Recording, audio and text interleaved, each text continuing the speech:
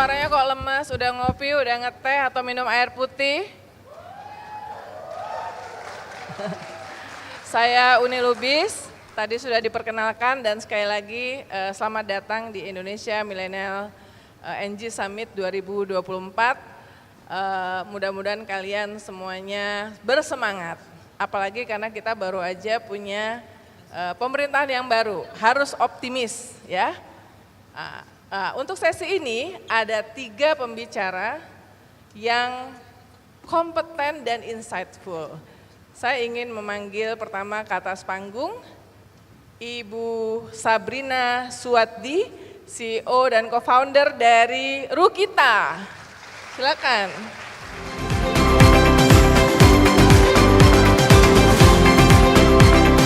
Ini masih muda nih. Selamat datang dan juga salam kenal, belum pernah ketemu aku. Oke, silakan duduk. Yang kedua, ini juga very insightful dan kompeten. Silakan di follow IG-nya. Mbak Alexandra, Wakil Presiden Direktur Bank Mandiri.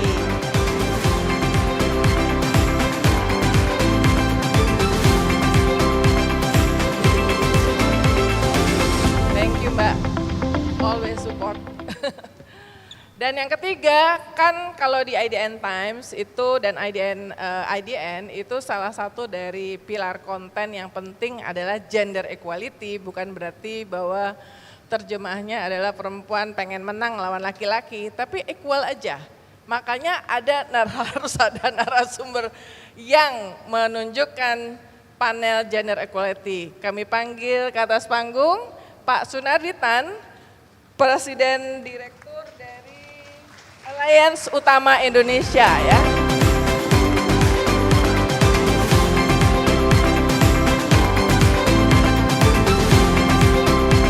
Nah ini seru tadi yang disampaikan oleh William di Indonesia Millennial and Gen Z Report, pembukaan oleh Winston, ini akan kita bahas di sesi pertama ya. Tentu saya ingin mengucapkan, ini untuk akuntability dan transparansi buat teman-teman yang sudah sempat melihat promo bahwa opening akan atau keynote speech akan disampaikan oleh Pak Luhut Binsar Panjaitan. Nah itu padahal Pak Luhut itu udah siap datang ya, fotonya di-approve langsung promonya, karena semua yang muncul di promo acara IMGS ini selalu approval langsung dari pembicara. Nggak mungkin kita naikin kalau tidak approve. Tapi fortunately, surprisingly kemarin kalian semua tahu bahwa Pak Luhut diangkat menjadi Ketua Dewan Ekonomi Nasional. Sehingga pagi ini harus bertemu dengan Presiden terpilih. Jadi minta maaf ya, sebetulnya Pak Luhut pengen datang dan dia menyampaikan salam kepada kita semuanya. Mudah-mudahan ketemu di kesempatan berikutnya. Nah, saya ingin tahu di sini yang punya aplikasi Livin Bank Mandiri siapa? Angkat tangan. Oh kayak Pak Sunardi juga punya. Tepuk tangan. Yang belum mesti segera sign up, ya kan? Yang punya asuransi Allianz di sini. Wah Pak, ada potensi Pak, silakan habis ini nanti mungkin jualan Pak. Yang punya aplikasi Rukita, oh ternyata lumayan ya, jadi ada peluang nih Mbak Sabrina ya untuk memasarkan aplikasi Rukita. Kita akan mulai Future Leaders dengan saya ingin bertanya kepada Mbak Sabrina ya. Gimana mungkin secara singkat bisa dijelasin apa sih Rukita dan kenapa Mbak Sabrina membangun Rukita ini? Iya, sebelumnya duduknya santai aja Pak, santai nyender, Bu, ya. mumpung kursinya enak. Ini takut ngangkang kursinya Bu. William ini. Iya, tapi terima kasih Ibu, terima kasih IDN Times for having Rukita. It's such a deep honor for us to be here today untuk bisa sharing juga kita punya journey sebagai entrepreneur and of the company. Mungkin kalau saya bisa jelaskan sedikit, nama saya Sabrina Suwaddi, CEO daripada Rukita. Saya dan adik saya, Sarah Swati, membangun Rukita di tahun 2019. Dan di sini kita bangun Rukita from a place of a need, Ibu. Karena kita lihat backlog housing di Indonesia sangat besar sekali, quite chronic ya Bu. Lalu di sini tetapi dari daya beli itu pun juga menurun. Nah sehingga kita melihatnya adalah housing become very very expensive. Lalu di sini juga ditambah dengan living culture yang berubah. Jadi dari sisi Gen Z dan milenial kita lihatnya, kita melihat rumah itu bukan lagi seperti orang tua kita. The preferential to rent, preferential for alternative housing. Kita lihat ada need di sana. Lalu di lainnya juga with this one click away culture, kita juga living sendiri itu juga sudah berubah begitu. Kalau di sini we want things to be more hassle free. Dari sisi how kita manage, kita punya housekeeping, laundry, cleaning, repair, maintenance itu semua juga sudah berubah. Jadi di sini kita bangun Rukita untuk menjadi living solutions that we want to provide homes for the Gen Z and for the millennials. But it's not just about connecting you to a home, but also being there with you throughout the days kan. Jadi how can Rukita be there to make your life a little bit more hassle-free? How can we help you in terms of making cleaning, laundry, all that daily necessity become more easier? Ya, Begitu. usernya kalau boleh tahu sekarang udah berapa? User kita kebetulan sudah ada 3 juta yang di dalam platform kita, Bu. Lalu untuk dari sisi, terima kasih. Dari sisi tenants itu sekitar 50.000 per bulannya. Kita ada 1.030 lokasi Ibu, across Indonesia. Selamat ya. Terima kasih, Ibu. Saya mau Masih beralih, many ya. growth to go. Beralih ke Mbak Sandra. Mbak Sandra, wah ini kalau perusahaannya nggak perlu dikenalin lagi ya. Tapi mungkin saya tuh follower Mbak Sandra dan selalu ngikutin aplikasi Livin dari Mbak Sandra. Jadi Mbak Sandra itu menjadi turun langsung menjadi brand ambassador. Turun langsung. Nah, apa peran dari teknologi dalam membangun literasi keuangan digital bagi Gen Z dan milenial, Mbak? Oke, terima kasih Mbak Uni. Sebelum saya menjawab, saya ingin menyampaikan terima kasih kepada Pak Winston, Pak William dari IDN yang telah mengundang saya untuk berpartisipasi dan tentunya juga Bank Mandiri ikut mendukung Millennial dan Gen Z Summit 2024 ini. Oke, bagaimana Bank Mandiri memberikan literasi keuangan untuk kalangan milenial dan Gen Z, gitu ya. Tentunya kita perlu memahami dulu karakteristik dari generasi ini. Dan kita tahu, rasanya di sini yang hadir juga teman-teman dari millennials dan Gen Z, mereka ini ingin semuanya itu yang mudah, gitu ya, instan, suka mengeksplor, dan tentunya sangat dekat dan sangat akrab melek teknologi. Jadi rasanya pendekatan dari sisi teknologi kami nilai akan menjadi sangat efektif.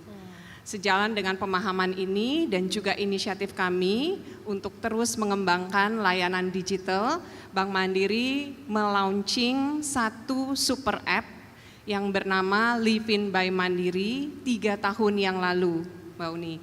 Dan sampai dengan saat ini, sejak diluncurkan, penggunanya itu sudah mencapai 27,5 juta. Wow. Dengan nilai transaksi yang juga tumbuh sangat signifikan, mencapai lebih dari 2.000 triliun hingga saat ini gitu ya. Dan kita juga masih punya target yang cukup tinggi hingga akhir tahun ini dari sisi volume transaksi. Dan menariknya, tadi saya sampaikan pendekatannya yang paling tepat adalah digital gitu ya untuk kalangan milenial dan Gen Z, ternyata memang sangat pas. Di mana pengguna Livin dari 27,5 juta itu 77% adalah milenial dan Gen Z. Dan tentunya hal ini sangat terkait dengan fitur-fitur dari Livin yang memang memberikan kemudahan dan kenyamanan. Contoh untuk tabungan, gitu ya. Livin ini kalau kita mau melakukan mau menabung itu bisa dibuka ataupun onboardingnya bisa dilakukan di mana saja, kapan saja, gitu ya, tanpa harus datang ke cabang Bank Mandiri. Dan kemudian kita terus melengkapi fitur-fiturnya, termasuk salah satunya itu adalah fitur investasi, di mana teman-teman bisa melakukan investasi dengan angka yang sangat kecil, cukup start dengan Rp10.000. Itu sudah bisa investasi di reksadana. Dan hal ini juga kita lihat ternyata dari fitur Livin Investasi ini pengguna dari kalangan milenials itu sebanyak 40% dan Gen Z-nya 25%. Artinya sesuai nih dengan kebutuhan dari generasi milenials dan Gen Z. Dan kami juga memiliki inovasi tabungan yang namanya adalah tabungan rencana. Tabungan rencana ini adalah tabungan berjangka yang diperuntukkan untuk kebutuhan masing-masing terserah gitu ya. Jangka waktunya bisa 1 tahun hingga 20 tahun dan dimulai dengan setoran 100.000 di mana nanti tiap bulan akan juga distorkan sesuai dengan masing-masing gitu ya, kebutuhannya seperti apa dan seperti apa komitmen terhadap tabungan ini. Nah, ini juga menarik di mana untuk tabungan rencana ini milenialsnya 54% dan Gen Z-nya 25%. Oh, jadi kesadaran Gen Z juga udah tinggi ya. Di sini yang masuk Gen Z siapa, coba angkat tangan? Oh, oke. Sisanya milenial ya. Kalau saya dan Mbak Sandra milenial. Silakan Mbak. Nah, kami terus juga mengembangkan tidak hanya tadi investasi reksadana gitu ya, tabungan, deposito juga bisa dibuka lewat Livin. Ini juga deposito juga ternyata saya kira hanya yang udah senior aja gitu ya, yang tertarik menabung melalui deposito. Ternyata millennials itu 28% dan Gen Z-nya 8% untuk produk deposito. Nah, kami terus mengembangkan fitur-fitur di Livin di mana baru saja kita juga menawarkan transaksi untuk jual beli saham melalui Livin Investasi Saham. Bekerja sama dengan anak perusahaan Bank Mandiri, Mandiri Sekuritas. Jadi teman-teman sudah bisa nih transaksi jual beli saham melalui Livin. Dan bukan hanya untuk produk-produk tabungan dan investasi, melalui Livin teman-teman juga bisa mengajukan pinjaman untuk kepemilikan rumah dan mobil melalui Livin KPR dan Livin Auto. Nah, bagaimana kami secara kontinu memberikan edukasi terkait dengan penggunaan Livin ataupun juga produk-produk Bank Mandiri lain yang memang sesuai dengan kalangan millennials dan Gen Z. Kami menggunakan platform digital seperti YouTube, Instagram, TikTok, dan bekerja sama dengan influencer keuangan dan juga tokoh-tokoh milenial yang populer di kalangan teman-teman yang juga memberikan edukasi dengan konten-konten yang menarik, yang kreatif sesuai dengan gaya hidup kalangan millennials dan Gen Z. Mungkin itu Mbak. Oke, terima kasih Mbak Sandra. Tadi satu, jadi sesudah ada Livin, itu apakah itu kemudian menjadi komplementer yang kuat untuk produk-produk tabungan yang selama ini ada di Bank Mandiri? Tentunya iya gitu ya. Mengapa? Karena kita lihat tadi pertumbuhan Livin ini luar biasa. Ya. Itu artinya memang masyarakat sangat sesuai dengan kebutuhan masyarakat. Di mana Bank Mandiri tentunya melakukan promosi, tetapi tidak hanya dari sisi Bank Mandiri karena daya tarik dari Livin ini luar biasa gitu ya, dengan memberikan kemudahan, kenyamanan, dan juga akses tidak hanya untuk produk perbankan dan juga untuk layanan pembayaran, tapi Livin ini juga diperuntukkan bagi masyarakat dari sisi kebutuhan lifestyle. Jadi mungkin saya tadi belum menceritakan hal ini gitu ya. Jadi Livin ini tidak hanya menawarkan solusi transaksi perbankan dan pembayaran, tetapi juga untuk kebutuhan sehari-hari. Seperti misalkan yang mungkin relevan gitu ya dengan gaya hidup millennials, nonton konser. Mungkin sebelumnya tidak terpikir untuk menabung, tapi karena mau beli tiket konser musik gitu ya, yang disupport oleh Bank Mandiri, harus belinya lewat Livin. Akhirnya membuka bisa early bird, bisa early dapat harga bagus ya. Dan promo khusus. Promo khusus. Dengan membuka Livin, baru kemudian mungkin bergeser gitu ya. Akhirnya jadi tertarik untuk melakukan simpanan. Setelah melihat bahwa oh ya Livin ini sangat mudah, sangat cepat dan juga memberikan kenyamanan. Nah, hal ini yang kami dorong terus. Jadi Livin Suka ini memberikan berbagai macam kemudahan dari sisi juga kalau mau belanja di merchant-merchant tertentu. Kemudian yang mau kuliner, yang mau traveling untuk beli tiket pesawat dan kemudian booking hotel dan terus kami kembangkan bekerja sama dengan merchant-merchant utama di berbagai sektor, khususnya juga tentunya Horeca. Oke, Mbak Uni. Oke, terima kasih Mbak Sandra. Pak Sunardi, ini kan memang literasi keuangan untuk perbankan relatifly udah jauh lebih baik dibandingkan dengan asuransi ya Pak. Ya. Bahkan tadinya saya pikir pandemik itu membuat penetrasi asuransi di Indonesia itu lebih cepat naiknya karena orang lebih care terhadap kehidupan ya, protecting the life termasuk kesehatan.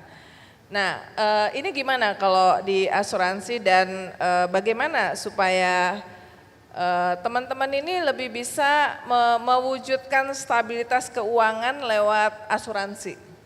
Ya, terima kasih ya Bu Uni ya. Jadi mungkin saya mau memperkenalkan diri juga. Saya mewakili perusahaan asuransi. Mungkin teman-teman juga pernah dengar Allianz. Dan mungkin as a worldwide ya, kita ngomong as a worldwide, kita mengolah dana fund third party, termasuk kita sendiri itu hampir 2,5 triliun euro. Ya, jadi we are the biggest di Europe, dan di Indonesia kita punya 3 perusahaan yang punya jiwa maupun untuk syariah dan juga ada umum. Jadi untuk menstabilkan financial keuangan, mungkin kalau kita lihat review yang terbaru dari IDN Times, bahwa milenial maupun Gen Z itu memiliki dana emergency fund. Tapi apakah emergency fund itu akan diprioritaskan untuk mensustain income-nya, itu masih harus deep dive ya. Apakah emergency fund itu akan dipakai untuk beli iPhone baru? Atau emergency fund itu akan dipakai untuk jalan-jalan maupun untuk yang terbaru kita nonton konser gitu ya. Untuk bisa menstabilitaskan financial, bayangin ya kita punya pohon yang rindang. Kita bayangin kita punya pohon yang rindang. Pohon yang rindang itu atasnya itu ada asetnya kita. Termasuk keluarga kita, termasuk rumah kita, termasuk saudara kita semua, itu asetnya kita. Tapi suatu pohon yang rindang, yang sehat, dia harus akarnya sehat. Ya, dia harus punya akar yang bisa merambat kemana-mana. Akar itu adalah income-nya kita.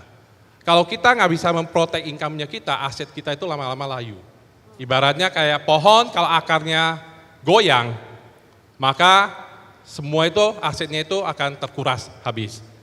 Nah, ibaratnya kalau kita mensisihkan dana darurat Anda 300.000 per bulan, Anda akan diprotek mungkin kisarannya sekitar 500 juta. Bayangin gitu ya. Bayangin kalau kita nabung 300.000 dan saya tahu generasi Z maupun milenial itu bilangnya oke, ini bukan prioritas saya karena saya nggak punya budget. Living cost saya itu terlalu tinggi. Ya, apapun yang tertera dari survei itu adalah sesuatu I don't think it's just coming from the millennial. Pada saat saya jadi milenial waktu itu 20 tahun yang lalu, saya juga mengalami hal yang sama. Tidak bisa punya rumah, anak merantau, semua inflasi juga tinggi dan nggak kebayang gitu ya. Tapi yang harus kita lakukan adalah bagaimana kita disiplin. Mungkin itu intinya. Mensisihkan dana yang sekarang ada untuk memprotek income-nya kita. Apapun income-nya kita, berapapun nilainya Anda harus diprotek dengan kemampuan sesuai dengan kebutuhan masing-masing. Ya, jadi kalau ada yang bilang kamu harus protek dengan puluhan miliar, mungkin sekarang enggak. Saya start dulu dari ratusan juta. Tapi dengan saya menambah income, saya berkeluarga, mungkin saya harus protek lagi kebutuhan hitungan M dan baru puluhan. Jadi mungkin itu yang sebenarnya yang key point dari kita adalah disiplin. Bagaimana kita mengalokasikan budgetnya kita. Regardless budgetnya itu besar kecil, it doesn't matter. Karena pada saat Anda sudah punya budget 50 juta sebagai income, mungkin pemakaiannya itu akan lebih besar lagi karena saya nggak pernah disiplin untuk beli asuransi atau memprotect my income. Jadi bisa aja tadinya saya travel sekali, karena dengan income saya naik, saya akan travel 4 kali kan, naik. Jadi at the end tetap memprotect income itu ada yang terakhir.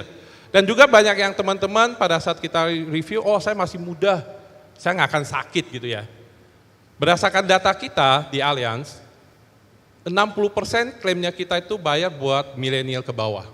Jadi semua klaim kita bayar klaim itu setahun itu hampir 12 triliun. Untuk usia milenial ke bawah. Jadi 40 tahun muda, ke bawah. Ya? 40 tahun ke Itu bawah. artinya mereka memang muda itu juga rawan sakit juga ya, dan harus diproteksi ya. Majority sakit itu semua orang akan sakit ya. Ya. Jadi sakitnya itu adalah diare. Itu very common. Oke. Tifus, very Sekarang common. ada anak muda tuh GERD. GERD, pencernaan ada problem gitu ya. Dan banyak hal yang itu tidak memandang usia. Oke. Ya. Dan yang terpenting sekarang anak muda yang di bawah 40 itu juga bisa kena serangan kanker Ya. sama stroke. Serangan jantung juga makin muda. Dan bayangin kalau Anda tidak mensisihkan untuk income-nya itu, bagaimana dengan keluarga Anda yang ditinggalin? Ya. Yang terjadi di daerah saya yang di pulau, itu banyak sekali keluarga itu udah nggak mampu lagi, anaknya itu harus stop sekolah. Oke, ibunya harus merantau, anaknya dititip ke siapa yang kita juga nggak tahu, dan sekarang-kadang saya melihat itu sangat miris. Oke. Walaupun proteksi 200 juta di daerah itu sangat berarti Ya. untuk bisa mengembangkan sekolahnya sampai dia bisa sampai layak ke SMA maupun universitas. Oke Pak. Ya. Ya, terima kasih. Tepuk tangan untuk Pak Sunardi.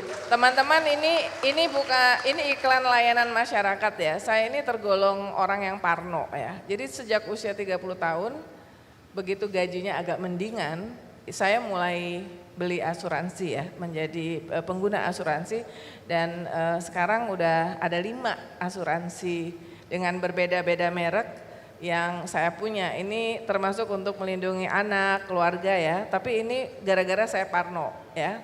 Mudah-mudahan ini teman-teman karena parno itu juga melakukan proteksi terhadap kesehatan. Mbak Sabrina, tantangan untuk membangun sebuah startup Rukita ini ya, dan kemudian peran dari teknologi dalam bisnis yang dikembangkan itu seperti apa Mbak? Ya, karena di sini kan kita hadir in a longer term ya Bu ya, dengan customer kita. Tadi saya bicara dari sisi tenantnya, yang dimana kita front facing touch point kita itu tenant kita harus bisa merasakan satu efisiensi dan juga satu komunikasi yang baik dengan Rukita untuk bisa menyaluri services yang ada di dalam Rukita begitu. Contohnya on how mereka search, booking, one bill system dari sisi rental mereka, lalu untuk pemanggilan service dan lain-lain. Jadi peran teknologi itu sangat besar sekali on how we scale, karena we are decentralized model yang dimana peran teknologi dari front end on how customer touch point ke Rukita itu menjadi sangat penting, lalu juga di back endnya begitu. Jadi bagaimana we build so many softwares internally, internal tooling begitu yang membantu kita untuk agar tim kita bisa be on the ground in much more effective way, lalu juga can help our tenant in a more effective fashion juga begitu. Karena kita kan di sini hadir di 21 kota ya Bu. Jadi the ability to do that efficiently is very important, especially di now building a tech company. It has to be profitable, it has to be sustainable. Jadi to take care of the OPEX and CAPEX become very important, dan peran teknologi menjadi sangat besar dari growth journey-nya kita. Jadi kalau benang merah tadi yang disampaikan oleh Sabrina, kemudian Mbak Alexandra, kemudian Pak Sunardi, dan juga salah satu highlight dari Indonesia Millennial and Gen Z Report itu adalah anak muda sekarang itu daripada beli rumah atau beli mobil, itu lebih suka nabung untuk traveling, nonton konser, benar-benar be happy gitu ya. Itu apakah itu pengaruhnya jadi besar terhadap bisnis Rukita ya? Ya, besar Bu, karena di sini kan sehingga many things become so important, ya kan. Nah, jadi dari sisi untuk spending, untuk housing, tanpa terasa itu bisa 40% daripada kita punya income that goes to housing. Nah, sehingga itu untuk jauh lagi ya. Kalau betul, Jakarta mahal kan jadinya betul, jatuh. betul. Jadi untuk kita memberikan satu kualitas tapi accessible pricing, it becomes very important. Apalagi sekarang I think interior design, living in a home that is comfortable, very good air circulation, lighting, itu menjadi sudah a must ya untuk kalangan kita. Jadi how can Rukita then provide quality product tapi accessible pricing, karena kebutuhan hidup makin bertambah begitu. Oke, terima kasih Sabrina, untuk tepuk tangan untuk Sabrina. Mbak Sandra, nyambung banget dari Sabrina nih, karena kan Rukita ini startup ya. Dan banyak anak muda itu kan menurut survei IMGS juga itu lebih dari 60%, 70% anak muda itu sebenarnya nggak pengen jadi pegawai, pengennya jadi entrepreneur ya. Mereka mendirikan berbagai macam startup, mereka sangat inovatif ya. Bagaimana Bank Mandiri mensupport bisnis baru gaya anak muda ini selama ini, sekaligus mungkin support Bank Mandiri terhadap pengembangan UMKM Mbak? Thank you Mbak Uni. Bank Mandiri secara konsisten sangat mendukung pengembangan UMKM di Indonesia, yang memang kalau kita bicara pagi ini terkait dengan teman-teman yang muda-muda nih yang mau jadi entrepreneur. Mandiri punya program-program unggulan. Yang pertama itu Wira Usaha Muda Mandiri. Itu ngetop banget itu. Lumayan ngetop nih, karena sudah kita laksanakan sejak tahun 2007. Dan hal ini kita lakukan konsisten tiap tahun, bahkan waktu COVID itu cuman setahun kalau saya nggak salah kita vakum, tapi kemudian tahun berikutnya sudah kita lakukan lagi. Jadi kalau saya nggak salah hanya 2020, tahun 2020 tuh nggak ada WMM, kemudian kita lakukan lagi. Dan melalui WMM ini kita akan mendorong teman-teman pengusaha muda untuk naik kelas. Jadi yang mendaftar di WMM ini sejak 2007 ada 50.000. 50.000 UMKM. Untuk program wirausaha mandiri. Untuk program wirausaha muda mandiri. Tapi kan kemudian kita lakukan seleksi, karena ini kan semacam kompetisi dari berbagai sektor, dari berbagai bidang, dan sekarang karena kita tahu dunianya pengembangan digital itu juga maju sangat pesat, sekarang juga bidangnya itu menarik-menarik. Mbak Uni, kalau dulu lebih kepada mungkin makanan gitu ya, kemudian juga untuk kerajinan. Kalau sekarang lucu-lucu banget gitu, dan ternyata pesertanya juga banyak. Jadi alumni dari UMM ini sehingga saat ini sudah ada 1.000 UMKM yang terus berkembang, dan bahkan beberapa itu sudah naik kelas menjadi pengusaha menengah, dan kita harapkan juga bisa menjadi pengusaha besar nantinya, dan mereka juga sudah melakukan ekspor. Nah, kami mendukung, jadi setelah menjadi pemenang dari UMM, tidak kita lepas, kita memberikan dukungan pembinaan dan juga tentunya pendanaan. Nah, yang kedua, kami memiliki anak perusahaan yang bergerak di bidang venture capital, namanya Mandiri Capital Indonesia. Kita mendukung startup dan juga para pengusaha gitu ya, khususnya di bidang fintech ataupun teman-teman startup yang mendukung ekosistem dalam rangka inklusi keuangan. Saat ini ada 22 startup yang disupport melalui Mandiri Capital Indonesia. Antara lain contohnya itu Amarta, kemudian Cakap dan Privi ID. Dan setelah nanti berkembang, kita harapkan, jadi kenapa sih ide dulu ya, ide adanya Mandiri Capital Indonesia yang mendukung startup. Kita nggak menganggap fintech ini sebagai kompetitor dari bank. Tapi kita menggandeng supaya kita bisa juga membangun satu hubungan yang sifatnya win-win. Karena dari perusahaan-perusahaan anak yang disupport, dari startup-startup yang disupport oleh Mandiri Capital Indonesia ini, kita juga menyalurkan pendanaan. Mbak, contoh Amarta. Kita melakukan juga channeling melalui Amarta untuk menjangkau para nasabah yang memang tidak dapat dijangkau secara langsung oleh Bank Mandiri. Jadi seperti itulah cara kerjanya Mandiri Capital Indonesia. Dan berikutnya Bank Mandiri punya rumah BUMN lebih dari 20 tersebar di seluruh wilayah Indonesia. Kita juga melakukan pendampingan untuk meningkatkan kapasitas dan kapabilitas dari teman-teman UMKM, di mana sekarang jumlah yang disupport sudah lebih dari 15.000 UMKM. Oke. Nah, dikit Mbak, karena ini anak-anak muda nih, masalah yang sekarang ngetren tapi menyedihkan adalah utang pinjol, terjerat utang pinjol.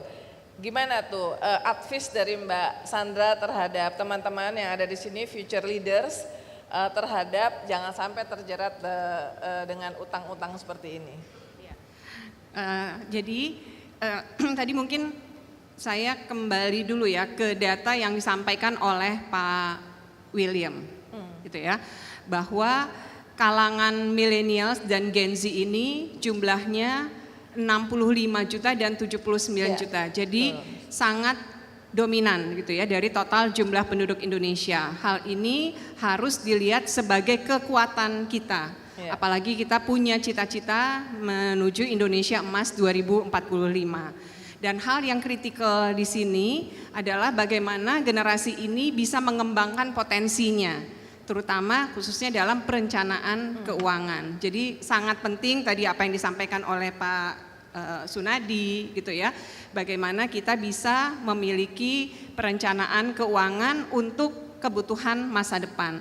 Nah, inilah bagaimana hal ini terkait bagaimana teman-teman dari kalangan khususnya millennials dan Gen Z terhindar dari tawaran hutang yang pada akhirnya bukan menjadi solusi tapi menjerat kita gitu ya, dan akhirnya apa yang menjadi tujuan tentunya buat kita semua memiliki stabilitas keuangan ataupun independensi dari sisi keuangan itu tidak tercapai gitu ya. Nah, perlu memiliki perencanaan keuangan yang baik, anggaran bulanan, kemudian kebutuhan sehari-hari seperti apa, dan bagaimana kita juga mengalokasikan dana, tadi bisa juga melalui tabungan di bank dari tadi berbagai jenis tabungan atau investasi ataupun asuransi seperti yang tadi disampaikan oleh Pak Sunadi. Mengapa? Karena kebutuhan ini sifatnya satu, memang ada yang pasti gitu ya, yang kita kebutuhan kita sehari-hari dan yang emergency itu. Hal itu sudah harus kita antisipasi. Nah, hal inilah memiliki financial planning yang baik dan efektif tentunya akan menghindarkan kita dari tawaran-tawaran pinjol yang kurang bertanggung jawab. Ya. Baik, terima kasih Mbak Sandra. Pak Sunardi, menyambung tadi apa yang disampaikan dan kita sepakat bahwa teknologi digital itu adalah cara yang paling tepat dan efektif untuk menjangkau teman-teman milenial and Gen Z. Apa yang sudah dilakukan di industri asuransi, Pak? Ya, jadi untuk digital, kita sebenarnya itu nggak mungkin bisa pungkirin bahwa itu adalah sekarang udah masanya masuk ke digital ya. Jadi kalau anak-anak muda sekarang suruh belajar accounting atau arsitek mungkin udah nggak mau, maunya itu ada komputer yang berhubungan dengan digital, marketing semua. Jadi memang di tempatnya kita semua platform sosial media itu kita selalu ada. IG, Facebook itu kan masa saya ya berarti ya milenial, hampir milenial. Saya mendekati milenial Bu, tapi nggak milenial gitu ya, sedikit milenial. Menjelang milenial. Dan ada di Twitter, ada di semua platform kita ada, dan kita bikin konten. Dan konten itu bersifat edukasi, pada edukasi lebih ke literasi, produk apa yang sesuai dengan kebutuhan. Jadi bukan bahwa asuransi itu semua produk itu akan suitable buat kita semua, enggak. Ya, jadi sesuai dengan income-nya, sesuai dengan kebutuhannya, dengan konten itu akan bisa mendidik. Ya, dan mungkin banyak yang di sini melihat wah asuransi hanya bisa terima premi, tapi klaimnya akan susah gitu ya. Padahal sebenarnya yang terjadi adalah di asuransi itu adalah customer itu adalah core-nya. Itulah kita harus bikin produk yang sesuai dengan kebutuhan customer. Jadi kita juga punya produk yang berhubungan dengan travel. Karena lagi tren untuk Gen Z maupun milenial, travel kita itu juga kita bisa beli lewat Garuda. Dan itu di bawah 40.000 untuk local trip. Jadi itu bukan sesuatu yang wow, premi itu harus wow gitu ya. Ke luar negeri, ke Asia, itu berapa hari itu hanya 200.000. Tapi itu untuk bisa memprotek Anda kalau Anda jalan-jalan, nggak ada yang tahu ya, apabila suddenly sakit, harus ke rumah sakit, kita nggak tahu kemana rumah sakitnya. Dan itu yang kita hindarin, itu proteksinya kita. Untuk emergency itu ya? Ya, emergency. Dan mungkin dari sisi kita juga mendukung entrepreneurs. Jadi kita core bisnis kita itu banyak dari agent. Kita memiliki hampir 50.000 agent. Dan bayangin 70% itu adalah milenial sama Gen Z. Itulah yang kita selalu mempromosikan ke mereka bahwa entrepreneur itu ada.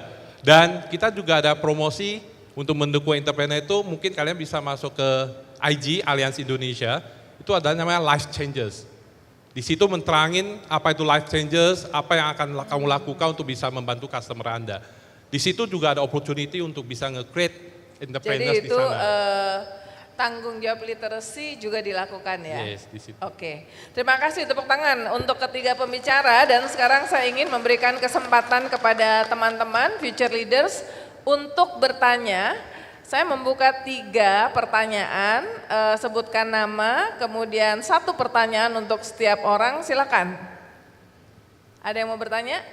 Ini agak gelap ya dari panggung, oh iya ini Mas, oh yang sana ya dari yang sayap situ 1, Masnya yang di tengah, yang dari kanan ada? Langsung ke mic-nya silakan.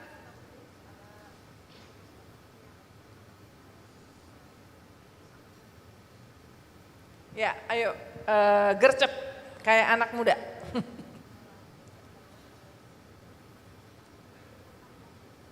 Silakan di belakang mic-nya yang mau bertanya, silakan. Ya. Supaya cepat.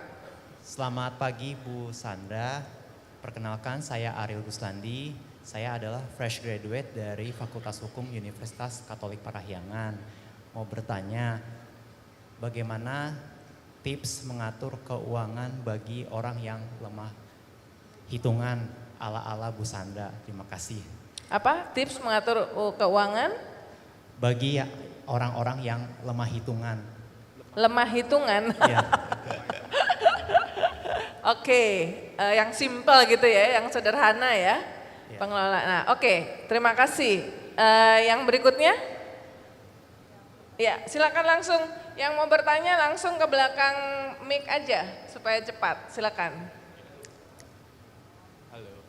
Oh ya, yang sini dulu, yang udah ready. Silakan. Habis itu mbaknya. Silakan. Pagi semua. Ini pertanyaannya khusus untuk Pak Sudanditan sih sebenarnya terkait insurance juga. Tapi kita tuh punya concern. Namanya siapa Mas? Sorry, Odi dari Praksis. Oke. Kita tuh sering punya concern. Kalau kita punya asumsi bahwa klaim asuransi itu susah. Asuransi apa? Klaim asuransi itu susah. Oh ya. Kayak kita tahu bahwasanya kita tuh perlu punya proteksi. Siapa sih yang nggak mau proteksi gitu?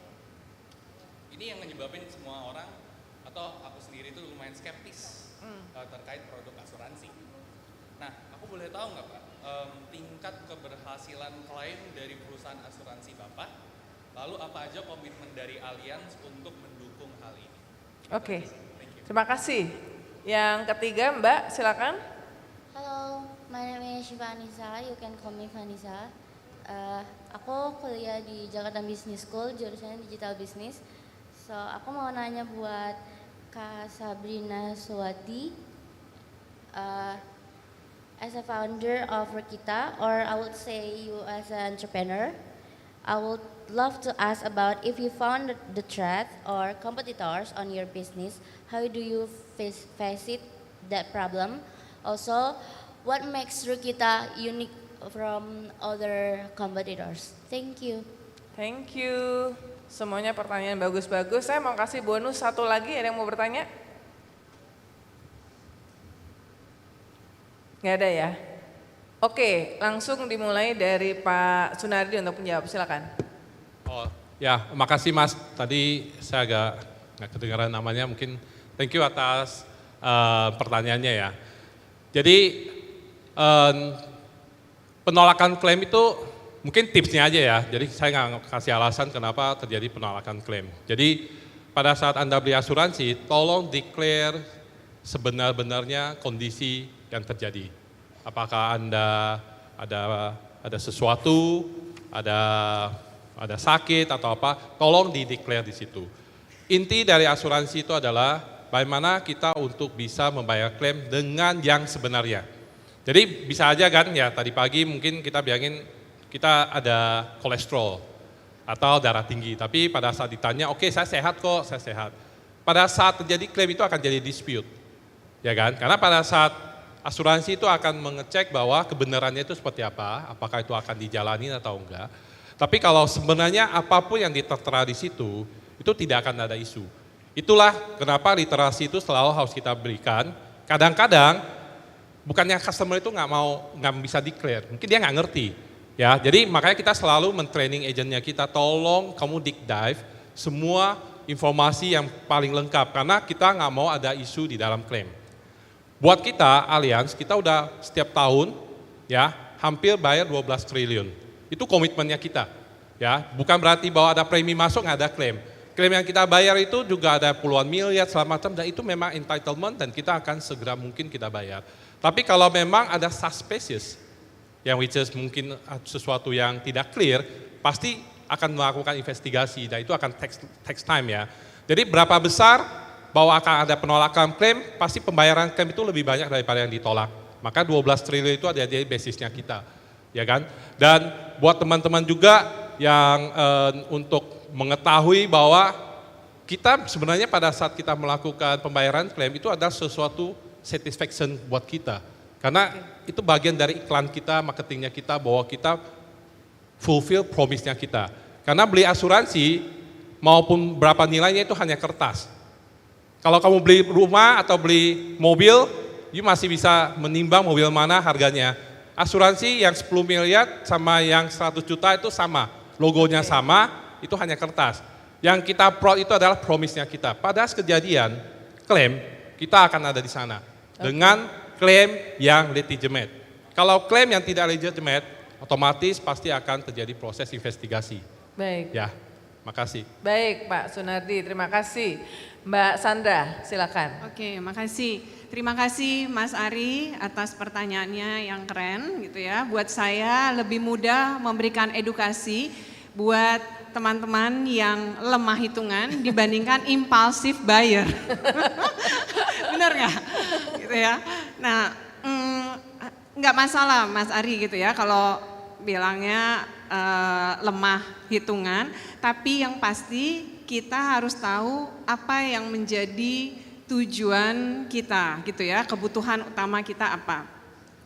Karena kita yang pasti punya kebutuhan sehari-hari, tapi kita juga punya tujuan apakah itu jangka pendek, jangka panjang. Seperti misalkan ada rencana untuk melanjutkan pendidikan ke jenjang berikut. Ataupun untuk beli mobil, beli rumah. Maka kita harus bisa mulai mengalokasikan dari pendapatan kita. 10%, 20% tergantung tadi kebutuhan dan tujuan untuk apa kita menabung atau investasi ini.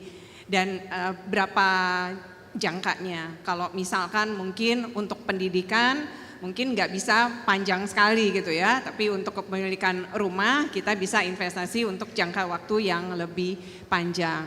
Dan sisanya kita juga tetap perlu mengalokasikan tadi yang saya dan Pak Sunardi sampaikan untuk kebutuhan yang sifatnya darurat ataupun emergency. Dan sisanya itulah yang bisa kita manfaatkan untuk kebutuhan kita sehari-hari termasuk juga untuk leisure. Seperti misalkan traveling atau karena makan, yang namanya ya. Kalangan millennials dan Gen Z ini perlu life balance. Healing Dan tipis-tipis. Yes. Dan retail terapi. Dan saya yakin hal itu juga akan membangun energi kita, energi yang lebih positif. Jadi bukan berarti harus jadi ekstra berhitung sehingga kita hanya memikirkan kebutuhan yang benar-benar penting, tapi membalance atau menyeimbangkan kehidupan kita juga menurut saya sangat kritikal bagaimana kita terus bisa mengembangkan diri kita ke depannya. Terima kasih. Terima kasih Mbak Sandra. Sabrina. Ya, terima kasih Mbak Fanny, very good question. Saya di sini lihatnya kalau healthy competition is a very good thing ya Mbak, karena di sini it pushes us as entrepreneur to make a better product for the consumer, and I think it's also a very healthy thing untuk the consumer, for the market that there's more options. And in PropTech especially yang dimana hopefully it's like more and more product is built for the customers, berarti kan akan lebih banyak solusi lagi begitu. And we constantly learn dari kita punya competitions Bu di sini karena itu pushes us ya, pushes the team to innovate, to be better begitu. Oh, oke. Baik, tepuk tangan yang meriah untuk ketiga narasumber kita di sesi ini. Benang merahnya adalah menyadari bahwa terutama di era digital ini teknologi sangat penting untuk menjangkau milenial and Gen Z dari bisnis-bisnis yang dikelola oleh para pembicara di sini. Dan kreativitas saya rasa untuk membaca bagaimana aspirasi dari milenial and Gen Z itu sangat penting sehingga kemudian produk-produk yang ditampilkan itu adalah produk-produk yang memang sesuai dengan aspirasi ya. Dan jangan lupa karena itu untuk tahu baca dong Indonesia Millennial and Gen Z Report 2025. Dari situ mungkin data itu bisa sangat bisa untuk menjadi inspirasi untuk membuat program-program nih Sabrina, Mbak Sandra dan juga Pak Sunardi. Kita berikan tepuk tangan sekali lagi dan terima kasih Sabrina, Mbak Sandra, dan Pak Sunardi atas waktunya dan juga insightful information yang sudah dibagikan kepada para future leaders yang hadir di sini. Saya Uni Lubis, sampai ketemu di sesi berikutnya. Bye.